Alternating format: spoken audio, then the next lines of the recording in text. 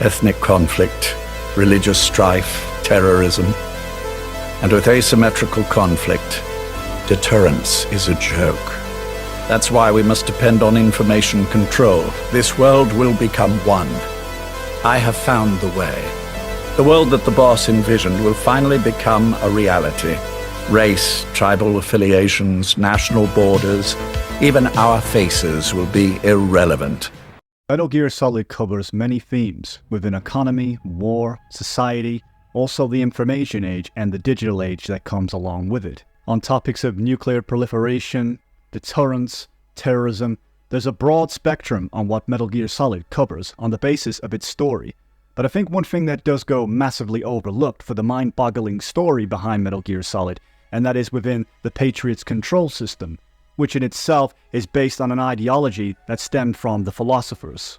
With a world that was once united by the philosophers with several nations across the world to try to make the world become one, under one banner, as the boss envisioned a world to be united with no borders, to unite a world that is quite clearly divided through ethnicity, religion, and different ideals and ideologies. Metal Gear Solid puts a big spotlight on such events that take place in the world, and massively noticeably of all within the Patriots control information system is the tyranny and totalitarianism, in which an idea of a concept that a world could be a perfect world based on the ideology of a utopia. But the Patriot system in itself would become more in the end of Metal Gear Solid towards Metal Gear 4, a world that would mostly be dystopian. The word utopia was coined by Sir Thomas More, because utopia is an ideal society whose inhabitants exist under seemingly perfect conditions. A perfect society in which people work well with each other and are happy. A utopia in which Major Zero would envision for the entire world, based on a context of an information control system to keep every individual person in a single conscious mindset. Professor Lyman Tower Sargent argues that the nature of a utopia is inherently contradictory because societies are not homogeneous and their desires which conflict and therefore cannot simultaneously be satisfied. The realities that would be the Patriot system disguised under a utopia is really a dystopian world with no free will, all based down to one single consciousness that is all wired up to the system to appeal to the hive mind masses. I'm your host, the VoiceBox. Please join me on this journey as we discuss in this video essay the Patriot system and the profoundest meanings that it has within the franchise of Metal Gear Solid. To start things off, let's start with the philosophers. What is the philosopher's legacy? The origins before the Patriots was the philosophers, and after World War I, the original philosophers established an unseen union between the Soviet Union, America, and China. Between these three nations that lasted several decades, and the philosophers originally sought to use their incredible resource and powerful influence to steer the world history away from brutal, needless warfare. However, with the death of the last founding member in the 1930s, the organization began to spiral out of control. This raised the terror of the organization gradually corrupted. The philosophers' philosophy was not passed on to posterity. The intention of the original philosophers was that of something good, with each nation of the superpower of their own would intend to make the world of a pacifist kind of ideology where there shouldn't be any war. Prior to the advent of World War II, they also developed a series of charm schools, including one American-Soviet-Chinese joint facility, and frequently took in various children from around the world during this time to train them as spies. Some you may know as the likes of Eva. I'm an agent of the philosophers, a graduate of one of their charm schools. I was raised in a joint US-Soviet-Chinese facility to become a sleeper agent. This was before the war. Back then, they were collecting children from all over the world. During this time, the philosophers pooled their resources, totaling an estimated $100 billion of a fortune unmatched by any of that preceded or followed it. This money was known as the philosopher's legacy, and was used to develop an entirely new forms of warfare that would dominate global affairs for decades to come. And in the confusion of World War II's end, the philosopher's legacy was stolen by Boris Volgin, the father of Volgin, and was divided and hidden into secret bank accounts in Switzerland, Hong Kong, Australia, and other such economic strongholds. The records of the transactions were stored on a single microfilm, only the means to access the vast fortune. The Colonel has inherited their immense legacy. Volgin's father was in charge of the philosopher's money laundering activities. In the confusion of the war, they somehow ended up with their treasure. And Volgin inherited that treasure illegally. With the death of Boris Volgin, Yevgeny Broznovich Volgin illegally inherited this philosopher's legacy. This enabled him to build the military fortress of Grozny Grad and carry out many projects, including the Shagohod. His resources practically were unlimited. With the loss of the legacy, tensions continued to rise between the nations and among philosophers, tearing the group of the world into three superpowers: America, Russia, and China. Cause and effect were as one: the tension between the free funding remnants of the philosophers with the hidden face of the Cold War, as each group attempted to concentrate power in their own nation. One of the main reasons why the Cold War started was the rivalry and fight for the legacy, and with the intent of the nations taking the split of the philosopher's legacy to build nuclear weapons and super soldiers as such. Of course, none of that would come to fruition, hence the division between nations for the race of the philosopher's legacy, and to become the ultimate superpower. The boss is the daughter of one of the original and higher-ranking members of the Wise Men's Committees, the original philosophers, and later grew up in the care of the philosophers. She learned from her father the most forbidden secrets of the philosophers, and as a consequence, the Shadow Organization arranged for his death. The boss later went on to become an instructor at one of the philosophers' charm schools. During the D-Day landings at Normandy, the boss and her Cobras were sent on a mission to destroy several V-2 rockets. It was at Juno Beach that she would give birth to her and the Sorrow's child, of course that child being Ocelot, in where the philosophers would soon take him away. During that time, the boss would be severely injured, and she'd be tasked by the very same philosophers in order to carry out a mission to kill the father of her child, the Sorrow. Of course, to ensure the safety of Ocelot from the philosophers killing him. I gave birth on the field of battle. A beautiful baby boy. But my child was snatched away from me by the philosophers. The boss had been tasked by the corruption of the philosophers for quite some time, being placed on several missions and being sent to space and irradiated. The boss would be a political tool in which the US government would use the boss in order to carry out several different research in advancement of human ability and within technology in the race of becoming the top superpower. The boss wished to see the original philosophers reunited for where the world would be whole again, and as such where the Patriot system in itself would be massively inspired by the boss's ideology to reunite the world under one banner for it to become one and not separated, with no such divisions as capitalism and communism and right and left and vice versa. The world must be made whole again. The philosophers must be reunited. I will devote my skills to that purpose. And with the Colonel's money, I will achieve that end. A world without communism or capitalism, that is the world I wanted to see. But reality continued to betray me. With the race between different superpowers, the division between the philosophers would be the sacrifices of these wars that would cause a shift in the times, leading to renewed conflict that triggered countless other wars in an endless cycle. And one of those sacrifices would be that of the boss from the American philosophers in order to carry out her last mission to retrieve the philosopher's legacy in the guise of a defection for the Soviet Union to join Colonel Volgin and his regime, for the boss would to trick Colonel Volgin into steal the massive funds that would be the philosopher's legacy. With the separation of the original philosophers and the new philosophers taking its place, the world would be thrown into anarchy, with the same concept of endless war and conflict would not change, as would be the case in the future of the foreseeing of the Patriot system, in which Major Zero tries to based on information control, but would only change back into its original self through means of endless battle. The philosophers of today have no sense of good or evil.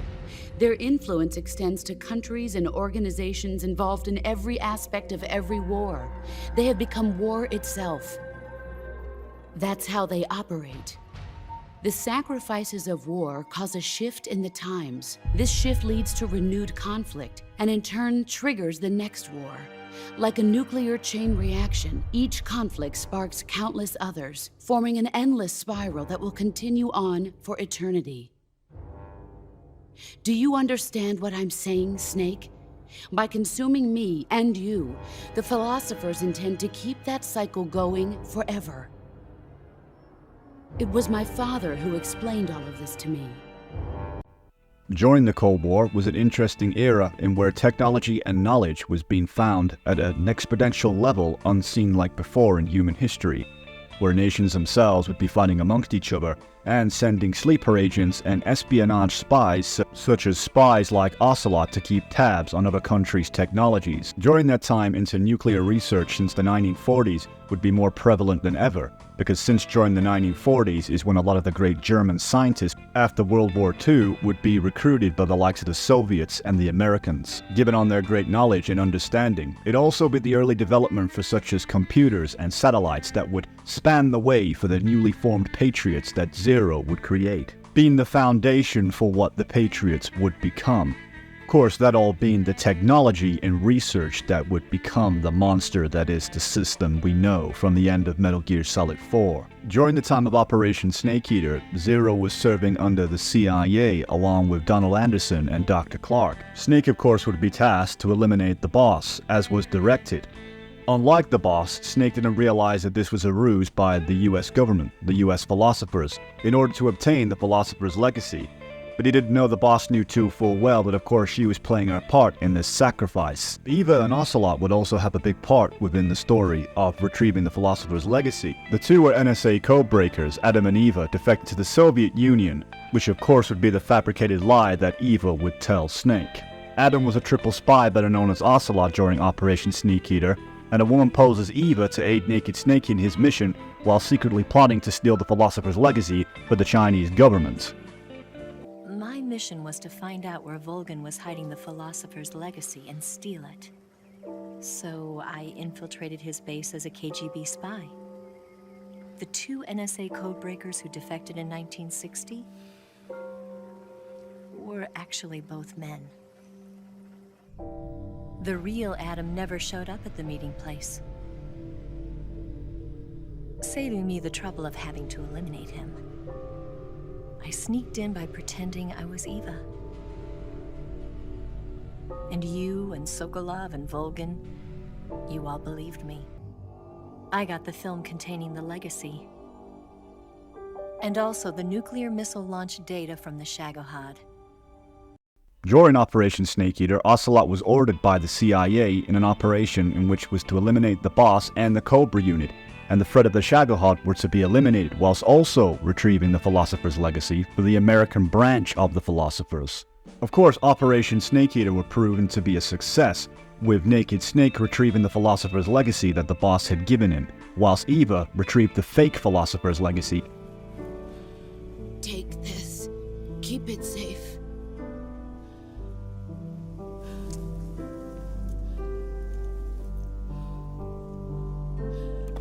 It's our only hope. With the debriefing of Operation Snake Eater, Snake finding out, of course, this was all an entire ruse in order to retain the Philosopher's Legacy, the DCI would get his hands on at least half of the Philosopher's Legacy for the CIA branch. The DCI did not inform the rest of the US government about this, as he intended to keep it for himself so he could revive the American philosophers when the time came. But the beginning and the origins of the philosopher's story would eventually become what it is we know as to be the Patriots. Metaphorically speaking, if we were to look at a tree, it starts off as a seed, slowly roots its way into the ground, grows, and then eventually leaves and blossoms. If one thing is evident throughout history, those who control the power, the resources, the wealth, such as the philosopher's legacy that would be obtained, would allow the individual to control the fate and the destiny of this very world in which we live, such as it has been throughout human history with kings and queens and oligarchs and people of power that have shaped the history, which may not be the history of the truth that we get, but only a fabricated history, a fabricated truth for really what happened, as in a sense, the winner gets to rewrite the history of what the world they wish it to become, a world where the victor gets to decide the hero and who's the villain, as it was the case here with the boss being branded as a traitor to our own country, with history being rewritten and decided by the victors throughout these wars. Even as it is such today with what we see on television is necessarily a form of propaganda for one nation to spread its power of influence to its people in order for the nation to drive its narrative for whatever agenda that purpose is. But with the end of Operation Snake Eater, the rabbit hole of the Patriots would go much deeper into the development of the totalitarian system.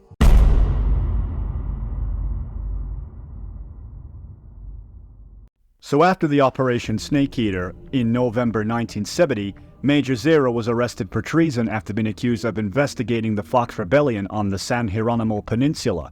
Big Boss set out to clear their names with radio support from paramedic and Signet via a radio frequency that Zero had maintained for such an emergency. Zero had conspired with the CIA triple spy Ocelot to bring about the incident in order to obtain the remainder of the Philosopher's legacy. They wished to use for massive funds to end the Philosopher's power and reform the organization. After having watched its American branch further degenerate into squabbling factions, using Ocelot, Zero manipulated the charismatic Gene into staging the rebellion and stealing the CIA's new Metal Gear, forcing the CIA director into a vulnerable position with the threat of a nuclear launch. Ocelot was initially unaware of his co-conspirator's identity, but Gene had suspicions as Zero was referred to as the man with the same codename as Null.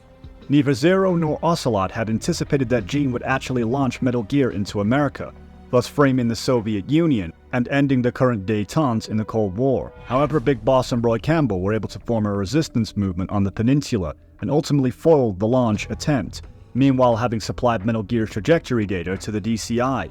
Zero and Ocelot assassinate the DCI, who attempted to take shelter in the secret bunker beneath the CIA headquarters. Ocelot then stole the documents that the DCI had intended to save from destruction, regarding both from the Philosopher's legacy and the list of the organization's members, and provided these to Zero. Metal Gear has deviated from its course and is in freefall. Sensors show that the nuclear warhead launch tubes have been shut. Well done, Snake! We confirm that Metal Gear entered launch mode. The first wave of nukes should arrive here within 30 minutes. I'm aware of that. I'm heading for the shelter as soon as I can. But I can't leave these documents here. Documents? Related to the Philosophers? Yes. A list of members, along with data, locations of portions of the legacy stashed around the world. You're not planning to betray the Philosophers, are you? Betray? No. I'm not going to betray them. I'm going to end them. Then we'll take back what you stole from us. We will carry on the spirit of the true Patriot. The true Patriot? It's all part of our plan to make the world she envisioned a reality. Gene, being the first amongst many, such as Solidus and Big Boss, would wish to see the world free from the Philosopher's control, and with Gene wanting total annihilation of the Philosopher.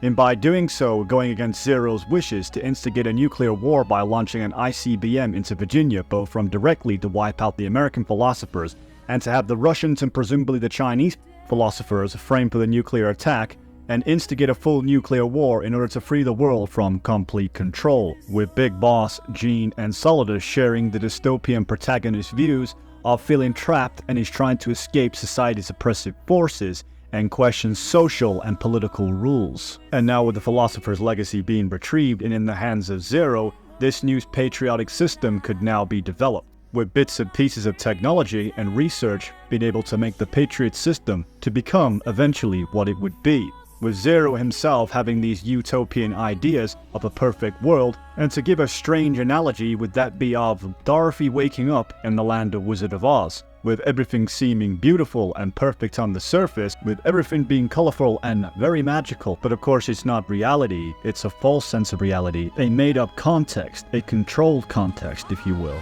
with the people listening and following to the voice of Oz. Like Zero is unseen through most of the Metal Gear franchise, Oz is also unseen through most of the novel of The Wizard of Oz, with the land of Oz being highly venerated by his subjects, believing he is the only man capable of solving their problems, dependent on a fabricated system that he has created falsely. It's a little bit weird, but I hope you got the analogy.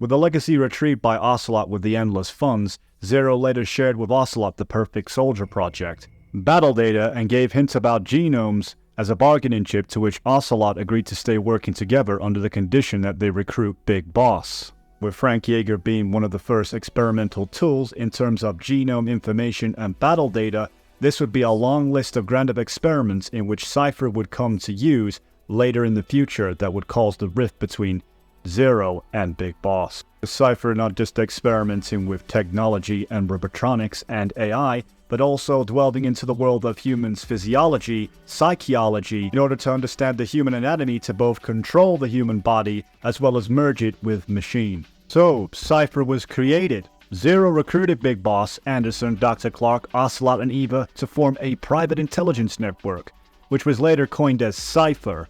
Sometime after the organization's creation, using the Philosopher's Legacy as a limitless source of funding, Zero hoped to carry out what he believed to be the boss's vision by turning Big Boss into a charismatic icon and unifying the world under a single will by controlling information. Zero quickly put Cypher to work in using its influence to disseminate stories that would elevate Big Boss's legend and give the private network the icon needed that could aid them in controlling the masses. Some of these stories were true, and some were heavily embellished, and some were just outright fabrication, causing Big Boss to resent playing the role of Zero's icon, and saw similarities between that and the way the boss had been used by the American philosophers. Whilst the Shadow Organization would be still named as Cypher before it would become the eventual Patriots, the likes of Big Boss would disband from Cypher given on the resentment that he had towards Zero for developing the cloning project that would be Solid, Liquid, and Solidus. Of course, Big Boss himself would consider that the last straw before he finally left. As the times and currents of politics changed, so too did Zero.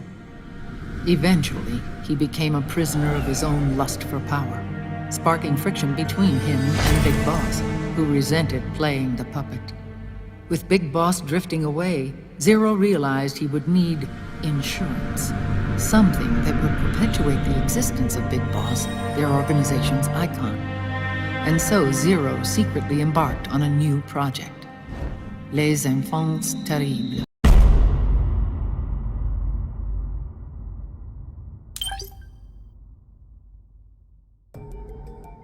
Well then, what do you know about cloning? I think I've heard enough. Hold on, this is important. Cloning lets you create a genetic copy of an organism. You take the nucleus of one of its cells, and you swap it with the nucleus of an unfertilized egg from another member of the same species. They started out working with plants, but since then they've had success with other organisms, including mammals. Cloning, and Dr. Clark, I mean. Go on. Now, this is really highly classified stuff, but I've heard that an American biotech company has successfully cloned a human being. What's more, it happened over 10 years ago, and the researcher behind it was Dr. Clark. The grand experiment that would be the cloning of both Solid Snake, Liquid Snake, and Solidus, and the Genome Soldier Army, along with Gene's successor project, would only just become the very beginning foundations of what would eventually become the ultimate nanomachine control on a genetic level. The Sons of Big Boss were created by the Patriots in 1972 through somatic cell cloning, as part of the Levant Enterabie project. And the initial phase of the project produced genetically diverse twin clones, with one other expressing Big Boss's inferior genetic traits and the other Big Boss's superior traits. With the project being a success with the Sons of Big Boss and the clone of Big Boss, the accelerated aging written into each clone's genes provided the failsafe of a limited lifespan. Should Solidus' genetics data fail into the enemy hands, or he himself turns against the Patriots despite after being preceded by his brothers, Solidus appeared to be aged more than the two other clones later in life. Accelerated aging would be a part of the process that Solid Snake would have to deal with too, but also with the Fox dye that was spliced into their DNA. The Fox dye developed by the DIA is programmed to kill specific people, recognizing the person's DNA, causing a cardiac arrest. A lot of themes on Metal Gear Solid are based on different subject matters, such as Metal Gear 1 being based on genetics and genes. But doing a lot of research on the subject matter, I've come to find that Metal Gear Solid 2, and Metal Gear Solid 5 in particular, contains information that we will need to show why Cypher's grand experiments would lead to the nanomachine's control we all know in Metal Gear Solid 4. Holding people against their will on a genetic level, being able to control their emotions, thoughts, and feelings, and projects that tie in with the nanomachines such as Fox dye that have the ability to kill specific people. These games really would become the beginning stages of the final masterpiece that would be Metal Gear Solid 4 that gets considered by some of the fan base as the game that was unnecessarily made. But I think it gives it full circle to everything that the games have been telling us previously. With the unseen shadow organizations such as the Patriots system, we could now start to see come to life in Metal Gear Solid 4. Hence why I think it's an important part of the story to show how the closure of such a tyrannical system and at the level of its power that it became. So I think it's only right, guys, since we're doing this analysis, is we try keep it on a timeline level to not confuse things. So why not jump to the events of 1984, the Phantom Pain, to start with. You're a legend in the eyes of those who live on the battlefield. That's why you have to handle this mission yourself. Put those 9 years behind you, and return as Big Boss. In the events of Phantom Pain, we come to get an understanding behind something called the vocal cord parasites, which would definitely be the foundations of the Fox-Die project, which would be explained in Metal Gear Solid 1 and onwards.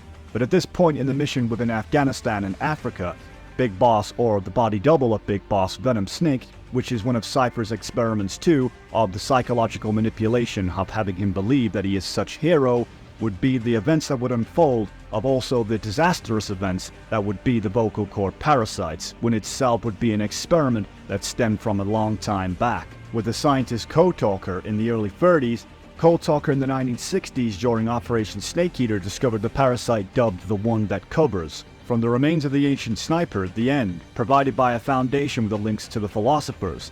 The many new discoveries made by Code Talker in his research prompted the American philosophers to use it in recreating the extinct vocal cord parasites as part of their ethnic cleanser project, but the project was abandoned after it was deemed that targeting the entire language was too inaccurate to be useful. Vocal cord parasites were later resurrected in 1975 after CIPHER isolated its DNA coding from an ancient human cavalier, excavated from a permafrost region, followed by reverse evolution of a relative species. Discovered by the Chinese philosophers, they were uncovered and stolen by CIPHER, XOF, Skullface, who was the strike force of Zero, who forced Code Talker to weaponize the parasite and create various strains that would reproduce when exposed to a specific language spoken by the host. Skullface himself was infected with every strain of the parasite, except for the English version, which also cost him his ability to speak his native tongue, Hungarian. Although forced by Skullface to recreate the weaponized parasite, Code Talker also had his own personal motives for recreating the parasite. Of course, Skullface attempted to use the vocal cord parasite in his plans in the 1980s to wipe the English language and vocal lingua franca off the face of the earth. He led Code Talker to believe that he planned to use the parasites as an ethnic cleanser.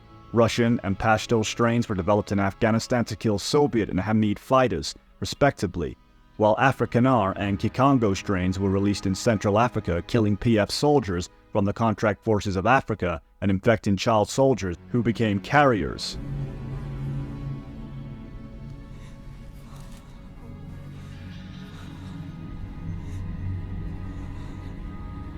Of course, Skullface had his own motives behind the experimental projects, which would stem from CIPHER with the vocal cord parasites in order to try and eradicate the English language, and doing so using his own agenda to unite the world. He seemed to have a great deal of respect for the boss and believed that he understood the true meaning behind what it was of the boss's will. But whilst Skullface himself might not be the biggest driving force behind CIPHER's actions towards the future of the franchise, he did play a very big part in it in terms of expanding the research by going off in his own path to fulfill his own destiny. And the importance of Skullface's presence within Metal Gear Solid is the fact that he was closely tied to the likes of Zero, so therefore he has a great understanding of the intentions of what Zero's plans was for the world as a whole. Of course, that being of the genetic research and the information control, but aside from not understanding what CIPHER's bigger plans and bigger goals were, and also expanding onto the story of manipulation and psychological games where one can be made to play a role, such as Venom Snake and the likes of Raiden, in order to carry out certain missions and experiments for CIPHER. Within MGS5, we get an interesting piece of dialogue in which Skullface explains the intentions of CIPHER. And then the Major came to me with an idea. Washington doesn't know how to spend money, he said. I'd like to redirect it. His goal was an organization dedicated solely, covertly, to supporting America. Cypher. You know the rest. He and the code he chose as basis for control. Language codes, information codes, beamed all around us, genetic codes spanning history. Genetic control, information control, emotion control, battlefield control. Everything is monitored and kept under control.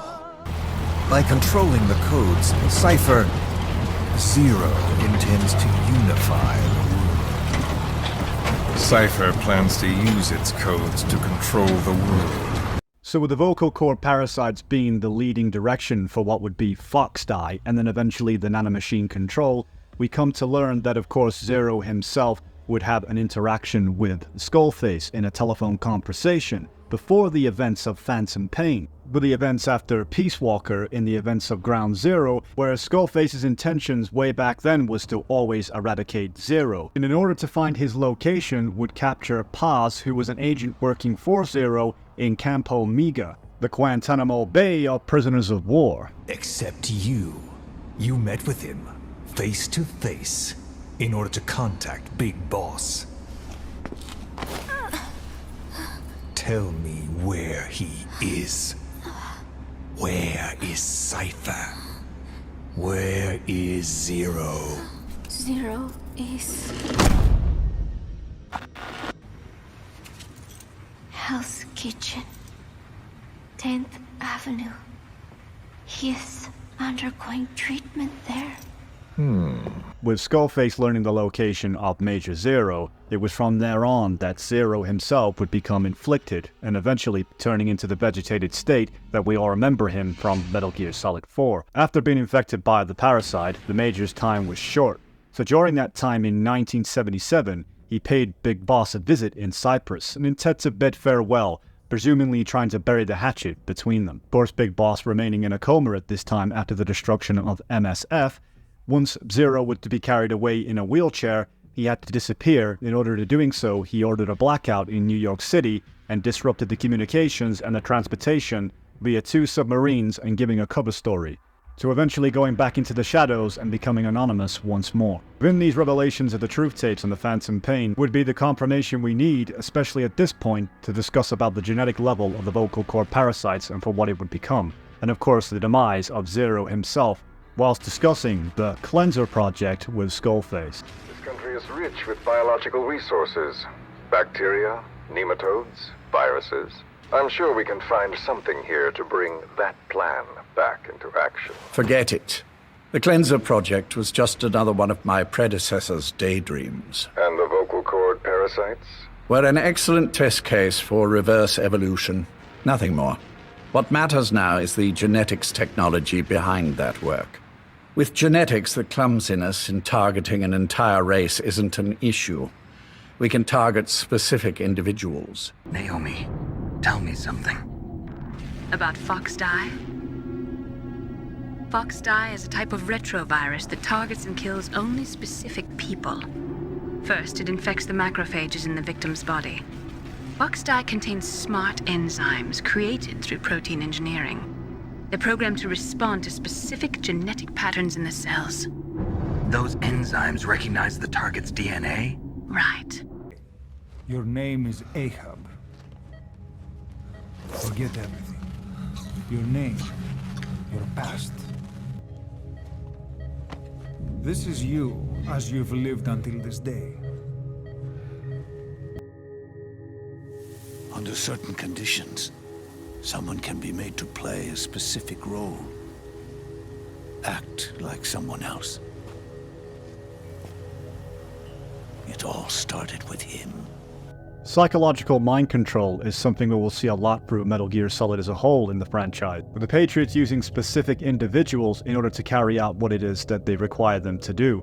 As was the case here for Venom Snake, to take the stage to be Big Boss through means of psychological manipulation in order to play a specific role to take out a side of Cypher which was a threat to the Patriots system along with the real big boss, in which Zero wished to protect whilst he still held his faculty as well as being able to still function before his eventual decline. Type, as you know. I'm all right for now, but they say it's a one-way street. If you don't wake up soon, I won't remember you when you do. I probably won't be around. I'll be somewhere even you can't find me. A tombstone chiseled into the code of a machine. That is all I leave to mark my existence. Wake up soon, old friend. By the time the Skullface's threat was ultimately dealt with during Venom Snake's campaign throughout Afghanistan and South Africa, Zero had fully entered his vegetative state and was relegated to life support. His wheelchair push rim was also removed, rendering him completely immobile. With Skullface finally eliminated, and the arrival of Venom Snake, the body double of Big Boss, to complete such task, you could say that the Patriots' task for this entire situation was a success, with Big Boss now establishing his own outer heaven, with the Phantom taking the world stage. But Venom Snake wouldn't be the only victim of the Patriots system that would use him in terms of protecting their own interests. Throughout the years of success with the Patriots' experiments and test subjects, along with super soldiers and all kinds of experiments, this would be one side of successful story that would build the Patriot system, with all the blueprints of understanding human physiology and psychology to make what it would be the nanomachine control system, stemming all of course away from first generation to second generation and to third generation. With that side of it complete, there's only one thing left, and that is to add towards the AI control system during Metal Gear Solid Peace Walker, on how it is that GW and JD and such systems of control through artificial intelligence came to be, and would span the wide web of the world of the information infrastructure of the context of what the Patriot system planned to use to enslave the world. And as time goes by, with both advancements within genetics and genomes, so would that be of the digital age and the information age, which would soon follow later within the franchise of Metal Gear Solid. Before we move on to such topics, in the George Orwell's 1984, the theme that a government may use mind control and brainwashing to maintain power over the society, with such conceptions such as doublethink, which is a term seen in the George Orwell novel, is used to describe one's capacity to hold two contradictory beliefs at one time. Orwell describes doublethink as the power of holding two contradictory beliefs in one's mind simultaneously and accepting both of them. Doublethink is the normal way of thought, and as a result everyone understands it and practices it. The contrast between Metal Gear Solid and Orwell's novel of 1984 are highly alike when it comes to understanding Big Brother and surveillance and information control. Big Boss has a cult of personality surrounding him. Much like Big Brother, the importance of his identity as a means of control cannot be overstated, which is why it's so important for him to be seen while also remaining protected from those who wish to kill him. This is why Venom, is such an important character. He allows the meme of Big Boss and the cult surrounding him to survive, while the actual Big Boss hides out creating his true outer heaven. Also, the concept of 2 + 2 = 5 is mentioned by Ocelot in the tapes, and this is to express how they are capable of convincing themselves that at Big Boss 2, that the events that are happening are true. Though they're not actively a part of the body double plan, Ocelot also say that he must also remember that V is not Big Boss when the time comes. He'll act as the new Big Boss, and the act just isn't for Cypher. He'll be your face on the world stage, until the time comes for your resurgence. And you? I'll be right by his side. Can you keep it up? It's a hell of a lie. It won't be a lie. I won't know his secret either. I'll believe that he's the real Big Boss. I'll have no conscious knowledge of you. Where's the lie in that? Self-hypnosis. It's nothing new in my line of work. Manipulating memories, the past. But that's not all. When the time is right, I need to remember that you're the real boss. In a world, it's doublethink. In this year, 2 + 2 = 5. Orwell portrays the perfect totalitarian society, like that of the Patriot system, the most extreme realization imaginable of a modern-day government with absolute power. Orwell portrays a state in which government monitors and controls every aspect of human life, to the extent that one doesn't conform or follow the narrative of the system's law. In the novel of 1984, the world is divided into 3 territories: East Asia, Eurasia, and Oceania. London is part of the Oceania for the duration of the first half of the novel. Oceania is at war with Eurasia. Everyone believes and accepts this as a fact. Halfway through, this truth changes. Oceania becomes at war with East Asia. The party changes the truth. The truth is that they're always at war with East Asia. There is a brief adjustment, but through doublethink, the people adjust and accept this truth almost instantly. The party controls the truth. They attempt to eliminate all ways of disagreeing with them and goes to extreme lengths such as removing words from the dictionary. They cannot be proven wrong if the words don't exist to do so. Total information control. So who does that sound like to you? And for me, it sounds like Cypher.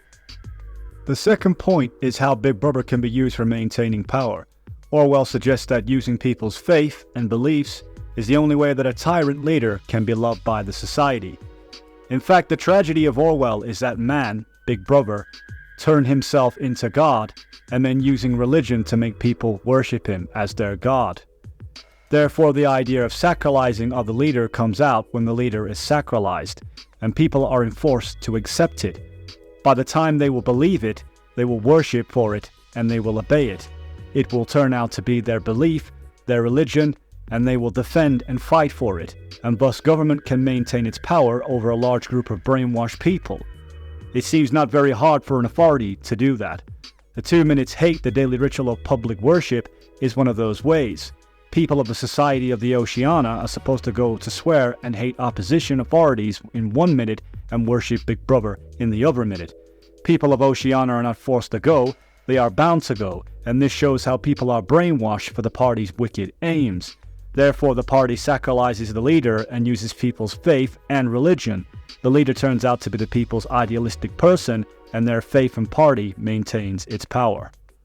We ourselves in Metal Gear Solid 5 are indoctrinated to this, with Cypher's will taking control of the context of our story. We know something's amiss, and we know that something isn't right, but we're still believing in something that is actively a lie. We just refuse to believe it because we believe what we're being told, hence the meaning of doublethink. In a sense, we're deliberately believing in lies, knowing they're false. By the way, your Russian is superb. And it's just not us believing in this lie. In fact, people are willingly buying into the lie, with the characters within Metal Gear Solid 5 who've actively worked with Cypher, knowing the role they're supposed to play, and whether it's a lie or not, they will convince themselves that it's the truth. Of course, aside from Ocelot, what's not to say that Kaz himself is buying into this deception, to this lie? Well, in fact he is, because even he himself is convinced he's working alongside the boss.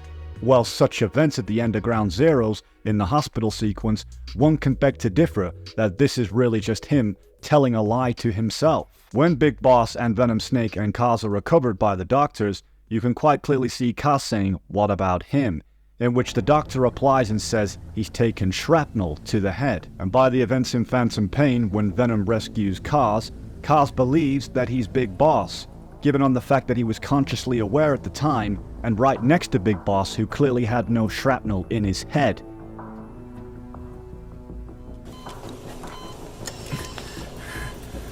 How's he doing? Well, he's stabilized.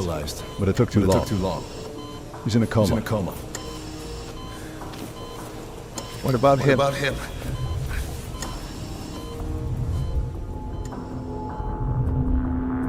Yeah, took some shrapnel.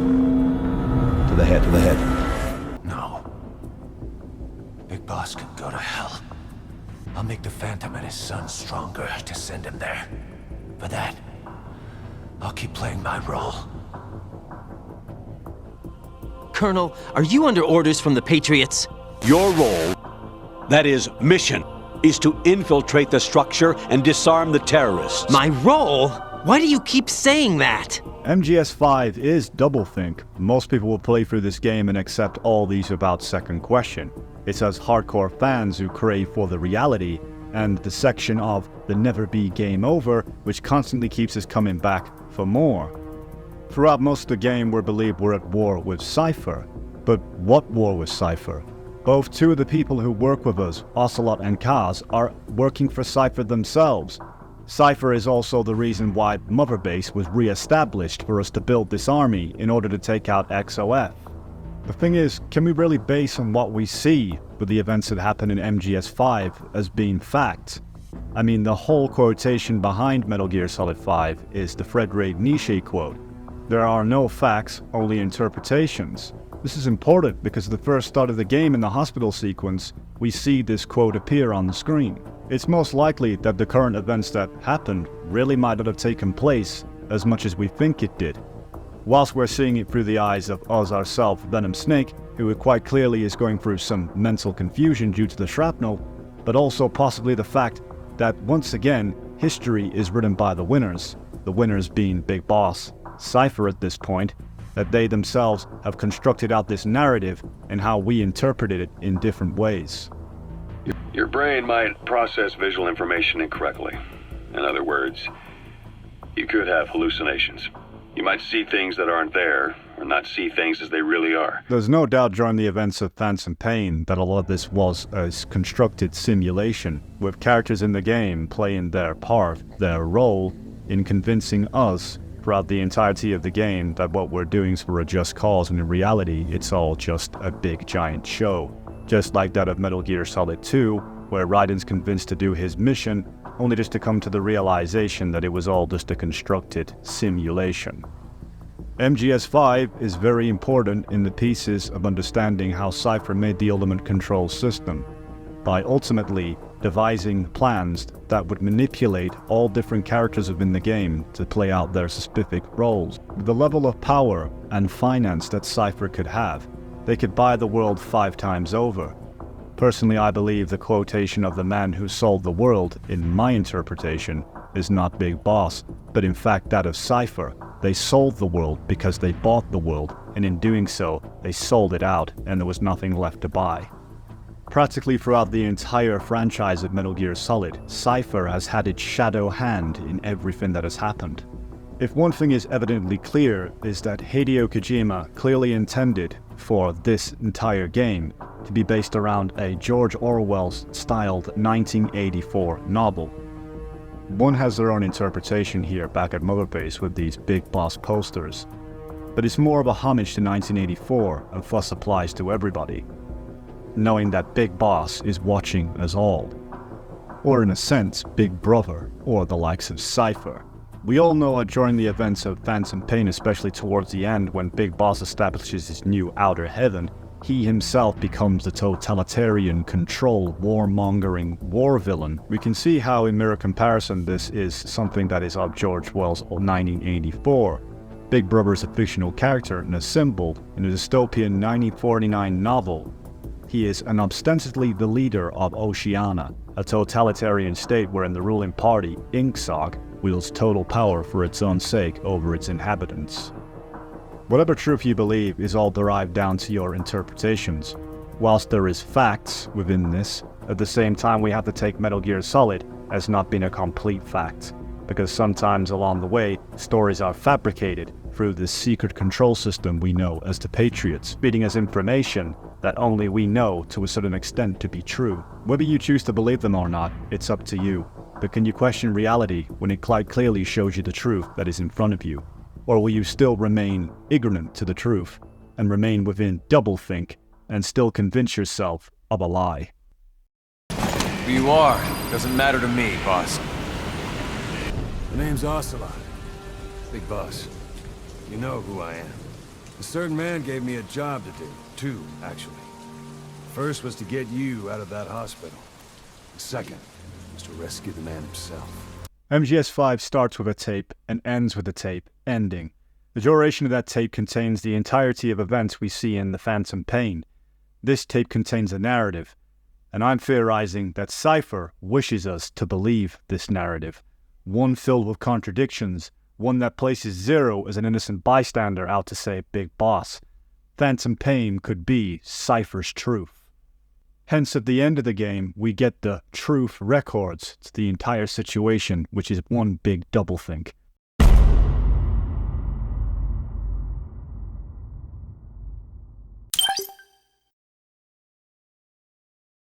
This is my student. She came to me to study peace. Her name is Paz. Paz Ortega. To get a good understanding how Cypher 0 made this AI control possible, we have to go all the way back to the Peace Walker incident. Cypher recruited Paz to act as a triple agent within the CIA and the KGB.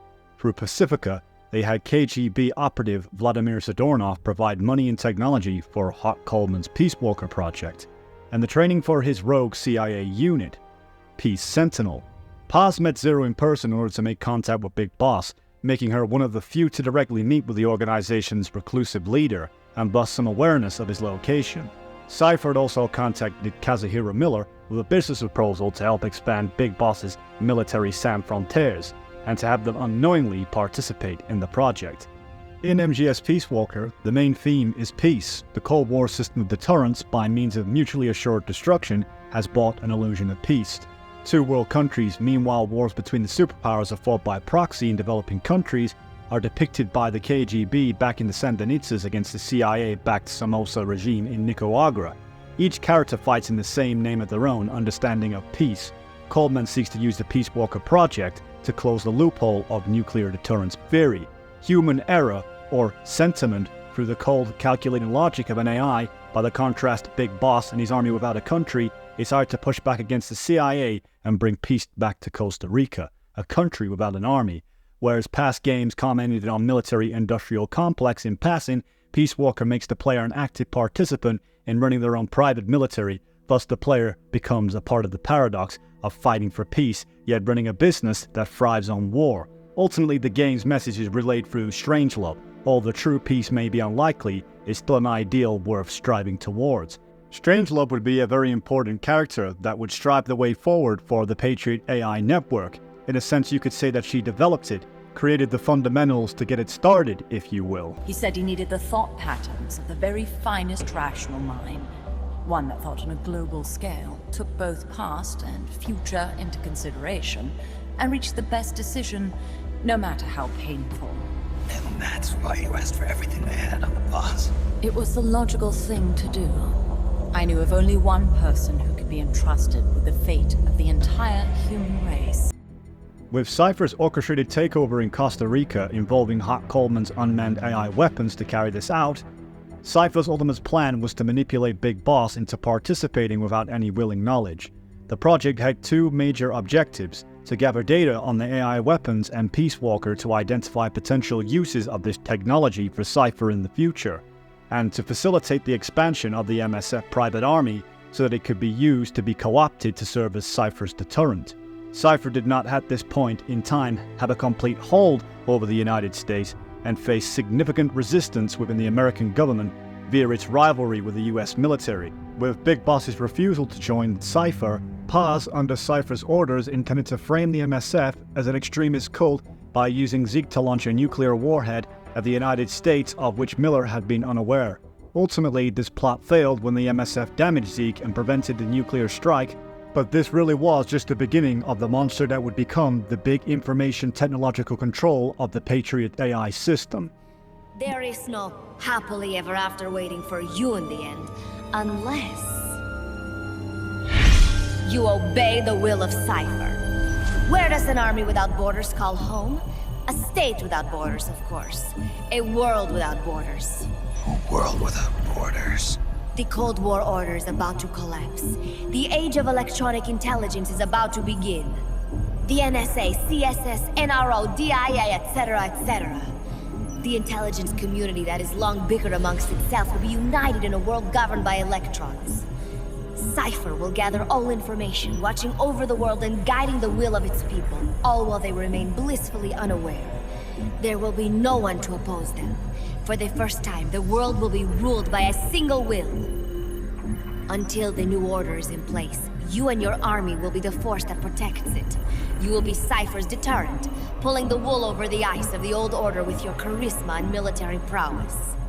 But not Cypher. Cypher thought of something different. Cypher's going to control guns. Control guns? Go ahead. Give her a squeeze. I can't pull the trigger. Really? That's weird. That is right. Not deter, control. It is the ultimate approach to the illusion of peace. Control power. You're gonna be disappointed. Then we are done. Thank you for playing. Better luck next time. The offer is rescinded. And now the ultimatum. Zeke is already in nuclear strike mode. What? I'm taking the weapon you built and using it to launch a nuclear strike on the east coast of the United States. You're insane. So Cypher intended to garner the control of the NSA, CSS, and RO in the DIA, uniting them under a single will to prepare for the up-and-coming age of electronic intelligence. They also adopted the Hot Coleman's belief regarding the rules of machines over humanity and would use the data from Peace Walker's project to develop an advanced AI network. Zero began to lose faith in humanity due in the parts of the betrayal of Big Boss, rather than pass his organization's Cypher down to the next generation, believing that they would be incapable of understanding his vision. And combined with the parasite that slowly robbed him of his cognitive functions, Zero commissioned Dr. Strangelove to develop 4 AIs. I signed up for Zero's plan. Even now that he's halfway to dead, his plan lives on, leeching away at the world. And it took your strength to make it happen.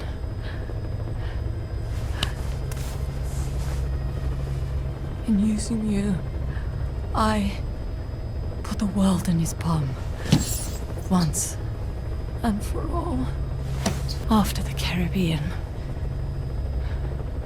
they made me simulate his will. So that even after the body was gone, that will would keep the world turning the way they wanted. AL, TR, TJ, and GW to serve as successors with JD as a 5th AI to oversee them. They felt, however, that the AI could not be trusted to make its own decisions after what happened in 1974 within the events of Peace Walker, so they took away its ability to act independently, and Strangelove created a specialized system which bound the AIs to a specific set of rules which limited their function to filtering information which would then be passed on to human operatives in order to guide their decision-making. But by the time in the 1980s, Strangelove ended up being killed and sealed within the Boss AI by Huey Emmerich as a revenge involving their son, Hal Emmerich, which resulted in Anderson taking over the development of the AIs. Instead of programming the ability to understand basic human concepts like empathy, as Strangelove originally envisioned, as allowing for a brighter future that the Boss envisioned, Anderson decided to program the ability to learn for themselves and give broad instructions. Zero would inevitably become the biggest dictator in a totalitarian society that everybody would be enslaved in. Even on this planet as we know it today, it would even triumph over that of some of the worst dictators that have ever been on this planet, by practically enslaving it on every single level, through means of subversion tactics instead of using fear, without having to kill and take over and conquer like the kings did before. Now moving into the information age of technology, one doesn't even need to lift a finger, but can have AI do everything for them. This is a very telling thing and very worrying thing to think that in the real world in our society, that this is something that could potentially become our reality that we're living in. But perhaps maybe it already is when you look at the digital age itself and what we're moving into in terms of enhancements with AI and how it's becoming integrated into human society, such as things as ChatGPT, which can practically give us an answer within a split second. It's quite a scary reality to think that this AI in itself, whilst it doesn't have the body to operate what it can mimic, it practically can do what a human being can do, but doing it within seconds. It's a scary telling tale of a future that we could be heading into, and MGS in itself, as all we know, is a foreshadowing of a future that we could all possibly be heading for. Either Hideo Kojima is some time traveler, or really is just that super smart and understands the world that well to know the kind of developments and advancements we're going to be making as humankind. As through the beginning of time, human advancement and human evolution is evidently a thing that keeps advancing into something new. The Zero's idea was to ultimately create a unified world state by using the system to make economics and politics uniform and devoid of free will, in an attempt to raise individuality, an ideology born through misinterpretation of the boss's will and his own megalomaniac desire for total control. In a sense, becoming a hive mind in the world that is derived around his system. So as time passed, the Patriots gained more and more control over the American government. During the 1990s, the Patriots through the Pentagon orchestrated genetic engineering tests on various United States soldiers during the Gulf War using Big Boss's genes. These experiments resulted in Gulf War syndrome, as well as the various Gulf War babies with various deformities. They covered up their activities by claiming that they were caused by exposure to depleted uranium rounds from various tanks. 1991, the Gulf War. The military secretly injected soldiers with the soldier genes. The Gulf War syndrome that hundreds of thousands of returning soldiers complained about was a side effect of it. Ha! Everyone knows that the Gulf War syndrome was caused by exposure to depleted uranium used in the anti-tank rounds. That was just a cover story issued by the Pentagon. First they tried to say it was post-traumatic stress disorder, then chemical or biological weapons. The poison gas detection units and the anti-sarin injections, they were all just a cover-up of the secret genetic experiments. So then, the so-called Gulf War babies that have been reported by Gulf War veterans are... Yes. They too are our brothers and sisters. During the First Liberian Civil War, the Patriots had retrieved a child soldier, that child soldier of course being Raiden, from a relief shelter through a non-government organization, having been kidnapped by the Patriots and taken away from his commander. Solidus Snake from the Levant-en-Terrible, the child was selected due to the hatred he had for himself and his denial of what he was. It doesn't work that way. No one can share the burden of what I've done. It's not one of those warm and fuzzy things couples share. I accept the good and the bad, Jack. That's what you do for someone you love. I don't want to share my past with anyone. I just want to forget about it. The Patriots later subjected him to experiments relating to mind control and memory manipulation and would use him to further their goals in the future. Just like that of Venom Snake, where they use memory manipulation and hypnagogia to control him for their agendas. Of course, a lot of what happens in Metal Gear Solid is based around real-world events. Real-world events such as mind control that are real events that have happened in this world, such as the CIA project known as MKUltra.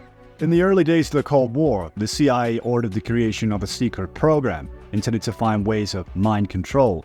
Psychiatric institutions across the United States and Canada were funded by the CIA to perform experiments on patients using psychedelic drugs, sensory deprivation, electroshock treatment, and more. The CIA used brainwashing, hypnosis, and tortures on thousands of subjects, brutalized by the infamous Project MKUltra experiments. Though they may sound like a science fiction, for the CIA tried to deny them for the years, the mind control experiments of Project MKUltra were all too real. For all of the decade of the height of the Cold War, CIA researchers abused helpless subjects in the most disturbing experiments within history. According to journalist Stephen Kingser, Gottlieb realized that in order to control the mind, you'd have to wipe it first. Second, you had to find a way to insert a new mind into the resulting void. Kingser explained, "We didn't get too far on number 2, but he did do a lot of work on number 1. In Gottlieb's own words, Project MKUltra's mind experiments extensively researched how drugs could enhance the ability of individuals to withstand privation, torture, and as well as produced amnesia, shock, and confusion. Through these intense sessions with the MKUltra projects, people could be shaped, molded, becoming into something that they wasn't, perhaps a different person, a different character that supposedly lived a new life, by wiping their entire mind, by seizing control and planting new memories to change the individual into someone else for whatever goal that may be. A lot of what we see through Metal Gear Solid is all based down to some form of mind control. Of course, it's quite worrying to think that some agency like the CIA, which is highly linked to the US government, had this ability to do such experiments. Of course, they was illegal, and they was halted in 1973, but the details of the illicit program didn't become public until 1975, where the whole thing blew a whole new lid on the corruption of the powers that be.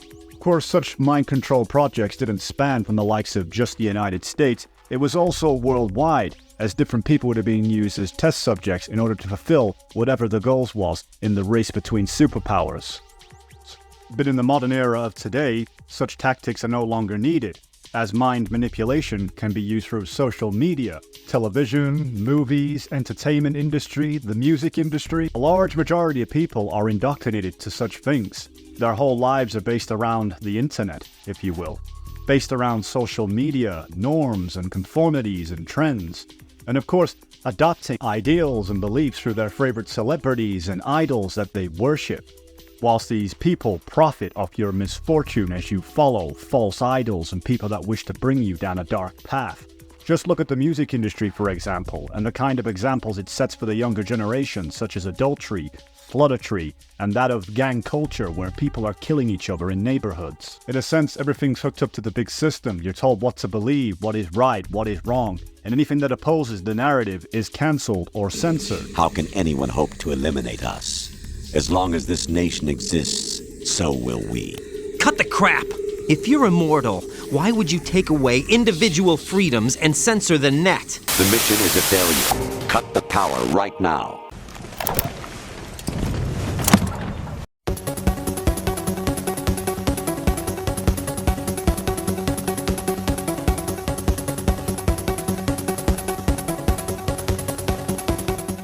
In the mid to late 1990s, Big Boss attempted a coup d'etat against the Patriots, bursting out of heaven using his Phantom. My very own Phantom, huh? And then in Zanzibar land. However, he was thwarted both times by Solid Snake, his clone, Zero's insurance policy having paid off. The Patriots then had Big Boss placed into a nanomachine-induced coma to imprison both his physical body and consciousness and preserve him as the Patriots' icon. Infuriated by this, Eva and Ocelot schemed on how to stop the Patriots. Meanwhile, Dr. Clark, paramedic, oversaw the gene research program, which would eventually bear the next generation Special Forces, genetically enhanced soldiers implanted with Big Boss's soldier genes. By the year 2000, the AIs had become Zero's true successors. They were formless and allotted funds to specific R&D centers and other such companies under the Patriots' control. The AIs were a set of norms, a neural network in the simplest form, designed to decide and eventually manipulate the fate of the world.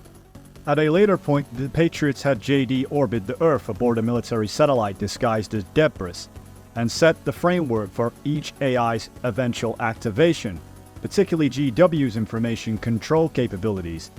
And around the turn of the century, by gaining full access to the internet and placing a program within which was distributed to various key military and governmental locations and to the public as an OS program, allegedly to counteract the Y2K bug. Of course, this is what the Patriots needed as a way to control the internet infrastructure because of the scare of the Y2K problem, which in reality was a cover-up for the Patriots to seize the net. Do you remember the panic that gripped the computer industry prior to the end of the century? You mean the Y2K problem? That's right. If you recall, our government supplied the world with a countermeasure program, using the internet at full capacity. The program was distributed to every governmental organization, every key facility throughout the world. In addition, the same program was included in an OS application for distribution among the public. Let me guess. The Y2K countermeasure contained a program designed by the Patriots. Yes, and everything supplied from that day onward contains the same program. Impossible.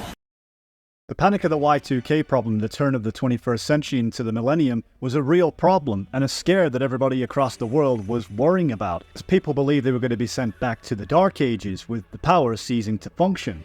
The Y2K bug was a problem in the coding of a computerized systems that could cause errors or malfunctions when the dates changed from 1999 to 2000. The bug was caused by the use of 2-digit years in many programs and databases, which could be interpreted incorrectly or ambiguously.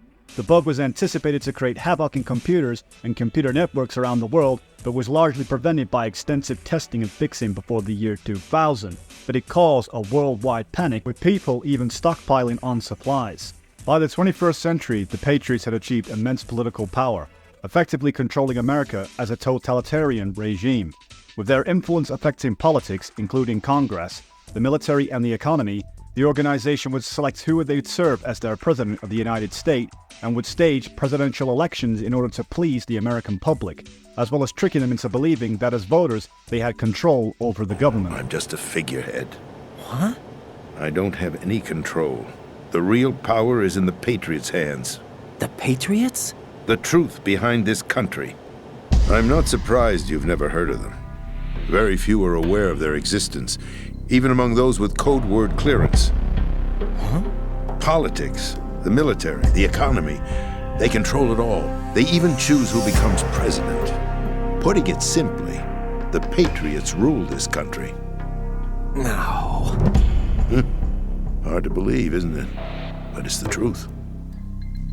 The space defense, income tax reduction, and national missile defense programs. Every policy that's been credited to me was actually done according to their instructions. It's all a show. Democracy is just a filler for textbooks. Think about it. Do you actually believe that public opinion influences the government? No. This country is shaped and controlled as the Patriots see fit. The people are shown what they want to believe. What you call government is actually a well-staged production aimed at satisfying the public. Huh? Don't look at me like that. I'm legally sane, you know. You here to save me, huh? What's your outfit? I'm the pawn they sent in here to save your worthless butt. So in Metal Gear Solid 1, Solid Snake is still actively a pawn of the Patriots. But of course he's got a wider mission to do, and even though the Patriots are taking over and taking control, Snake is still doing what he believes to be the morally correct thing. With Foxhound and the Next Generation Special Forces rebelling against the United States government under the command of Liquid Snake, their target was the Advanced Weapons System, Metal Gear Rex, a weapons platform with worldwide nuclear strike capabilities. Their demand was the body of the greatest soldier who ever lived, Big Boss, which through gene therapy they could use to create an army of ultimate soldiers. The President will break. He will give in to our demands. Big Boss's DNA and $1 billion. $1 billion? That money will be used to cure our genome soldiers as well. I'm also including the Fox-Die vaccine in our demands. With the safety of the entire world at stake, at the request of the Secretary of Defense, Colonel Campbell, the former commander of Foxhound, summoned Solid Snake out of retirement. Liquid Snake, amongst many people within the franchise, would want to go up against the Patriot system, as they themselves had their own motives and reasons. Liquid's motives were kinda like that of Big Boss. He wished to build an army, and a powerful army that would not be dictated by governments. We go where we're needed, fighting not for country, not for government, but for ourselves. During the Shadow Moses incident, acting against the Patriots, US President George Sears, Solidus, directly investigated the Shadow Moses incident by having his agent Revolver Ocelot incite Liquid Snake into revolting against the US government. Ocelot would kill Donald Anderson, who was aware of Ocelot's identity, and cover it up as an accident, successfully eliminating another founding Patriot member. And of course, this is where the importance of Naomi Hunter comes in. Naomi was a civilian contractor sent by the biotechnology company ATGC to oversee gene therapy for Foxhound members of the Genome Soldiers in cooperation with the United States Department of Defense. Foxhound Medical Chief Dr. Clark, paramedic, had been responsible for testing gene therapy techniques on Gray Fox, causing Naomi to comply with a request to kill her from Big Mama and Revolver Ocelot. Of course, this would be part of a bitter dispute between the founding members of the Patriots and the fact that Big Boss's body has been comatized by the Patriots, causing the separation between the Patriots. Of course, Naomi was a member of the radio support team that was assembled to aid Snake during Shadow Moses. One can't stress how important Naomi Hunter is within the story of the Patriot system control, with Naomi being the reason behind the whole nanomachine system, which of course with the first generation nanomachines is also making it possible to restrict the host's action, such as shooting a gun, and to stimulate the host's muscle fibers using ciliary motility. They could be manipulated to reduce the effects of disease. Through they were unable to directly administer specific medicines, these nanomachines could be recharged via a person's body heat, although they would end up lost if the person injected was bleeding or through excretion. The first generation nanomachines of course are like being in the beta stages, however having serious side effects if they're injected into a person. They also have the chance of a negative interference with someone's heart, especially if the person injected had suffered from rapid aging as with what happened to Solid Snake. So the Patriots utilized Secretary of Defense Jens Haussmann, who took charge of the entire operation, and give the order for Naomi Hunter to inject Fox dye into Solid Snake. Additionally, DIA operative Richard Ames, who had overseen the Fox dye program, forced his ex-spouse Natasha Romanico in providing mission support for Snake, thus acting as the eyes and ears of the Patriots. Liquid, however, was aware of their involvement, and shortly after Rex's destruction, Liquid threatened to kill them in a manner that will make even the Reaper's stomach turn. After revealing that he knew that they were listening in via Snake's codec, the Patriots eventually placed Haussmann under arrest after he directly interfered with the operation by ordering a bombing raid on Shadow Moses. Already at this point, we can see the corruption of the Patriots' system control by using people as pawns and puppets as they themselves, the kings, play their pieces on the chessboard. You bastard. There won't be a speck of evidence left. I'm sure the President would want the same thing. President ordered this? President is a busy man. I have complete authority here. How do you plan on explaining a nuclear attack on Alaska to the media? Don't worry. We've prepared a convincing cover story. We'll simply say that the terrorists exploded a nuclear device. You two are an embarrassment from the 1970s. Our country's dirty little secret. You can't be allowed to live. Well, the bombs will be dropping soon, and you two have a lot of catching up to do. Of course, the Patriots wanted to cover up the entire incident that took place on Shadow Moses. And one thing that is quite telling about this scenario is corruption within our own governments, perhaps maybe proxy wars or staged events that are covered up under the guise of somebody else taking the blame for their little plan or experiment or war. It's quite saddening and sickening to see that both Snake and Liquid are just discardable objects to be used and to be done with. Isn't it quite scary to possibly think that soldiers on the battlefield might be considered nothing but the same thing, nothing but pawns fulfilling a political agenda and just used as cannon fodder?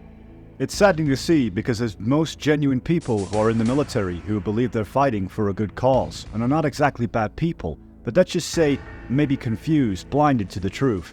I think only one person understood this really well, and that is Solid Snake. There is no heroes in war. There's no right part in murder. Not ever. And we're not in this to make a name for ourselves. Unfortunately, killing is one of those things that gets easier the more you do it. In a war, all of mankind's worst emotions, worst traits come out. It's easy to forget what a sin is in the middle of a battlefield. There are no heroes or heroines. If you lose, you're worm food. I'm just a man who's good at what he does, killing.